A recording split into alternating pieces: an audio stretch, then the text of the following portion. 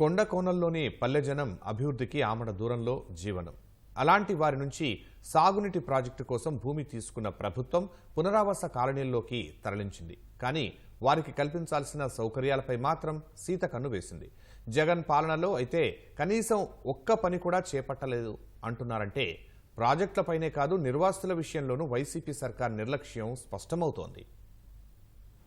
శ్రీకాకుళం జిల్లాలో పలాస, వజ్రపు కొత్తూరు, మెలియాపుట్టి, నందిగాం మండలాల్లో 24,600 ఎకరాలకు సాగునీరు, పలాస, కాశీబుగ్గ పట్టణాలతో పాటు చుట్టుపక్కల మరో 30 గ్రామాలకు త్రాగునీరు అందించే బృహత్తర పథకం ఆఫ్షోర్ జలాశయం.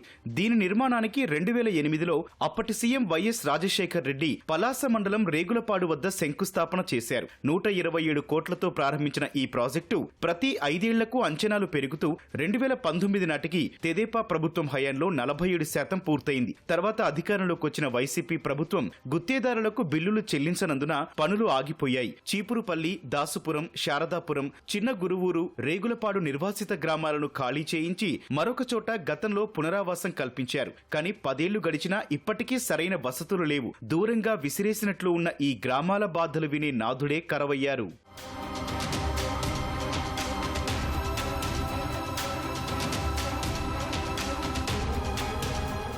మౌలిక వసతుల కొరతతో నిర్వాసితులు తీవ్ర ఇబ్బందులు ఎదుర్కొంటున్నారు. 3 ప్రభుత్వాలు మారాయి, కానీ ఇక్కడ ప్రజల తలరాతలు మారలేదు. ప్రతి ఊరికి ఉండాల్సిన బడి, గుడి, సీసీ రోడ్లు, డ్రైనేజీ లాంటి కనీస సౌకర్యాలు ఈ పునరావాస గ్రామాల్లో కనిపించడం లేదు. గ్రామాల్లో ఇంకా చాలా ఇళ్ల నిర్మాణం కూడా పూర్తి కాలేదు. వసతుల కల్పన విషయంలో వైసీపీ ప్రభుత్వం అసలు పట్టించుకోలేదని ప్రజలు ఆగ్రహం వ్యక్తం చేస్తున్నారు.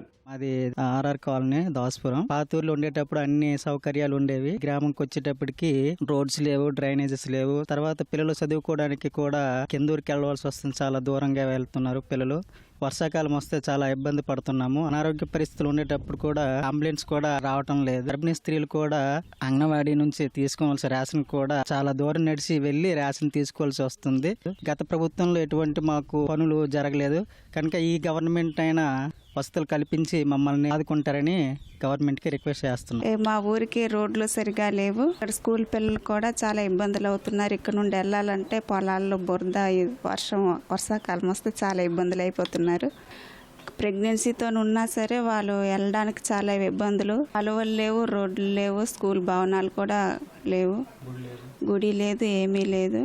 కూరగాయలు కొనుక్కోవాలంటే చాలా దూరం వెళ్ళాలి. చాలా ఇబ్బందులు అవుతున్నాం. రేషన్ కూడా ఇక్కడికి రావట్లేదు, వెళ్ళిపోవాలి చీపురుపల్లికి. వృద్ధులు, గర్భిణీల పరిస్థితి వర్ణనాతీతం. రేషన్ బియ్యం, నిత్యావసరాలు, ఇలా ఏ అవసరం ఉన్నా పక్క గ్రామాలకు ప్రజలు నడిచి వెళ్లాల్సిన పరిస్థితి. అభివృద్ధికి దూరంగా బతికీడ్చుతున్నామని పునరావాస కాలనీలోని ప్రజలు ఆవేదన వ్యక్తం చేస్తున్నారు. రోడ్డు సదుపాయం కానీ, ఎలక్ట్రికల్ సదుపాయం కానీ, వాటర్ సదుపాయం కానీ ఏ ఒకటి కూడా లేదు. పూజలు ఇవన్నీ చేసుకునేటోళ్ళు అక్కడికి వెళ్ళిన తర్వాత ఒక గుడి కానీ లేదా చర్చెస్ కానీ ఏం కూడా లేవన్నమాట. చాలా ఇబ్బంది పడుతున్నారు. అక్కడికి దహనపరచడానికి కూడా బరియల్ గ్రౌండ్ అనేది కూడా లేదు. అంత ఇబ్బందుల్లో ఉన్నారనమాట. ప్రకాష్ కాలువలు వేస్తామన్నారు, కాలువలు లేదు. సీసీ రోడ్ వేస్తామన్నారు, సీసీ రోడ్ లేదు. ఈ రోడ్డు రావడానికి, బైక్ తోలడానికి మా ఊరు కుర్రోలు జడిసిపోతున్నారు. ఆ రేంగపాడు అప్పని డమ్ములు దిగినాలంటే చాలా కష్టము.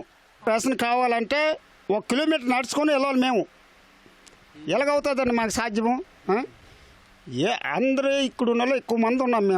మేము నడుచుకొని వెళ్ళాలంటే మాకు చాలా ఇబ్బంది కదా. కూరగాయలు కొనుక్కోవాలంటే టెక్కల పట్టం నడుచుకొని వెళ్ళిపోవాలి మేము.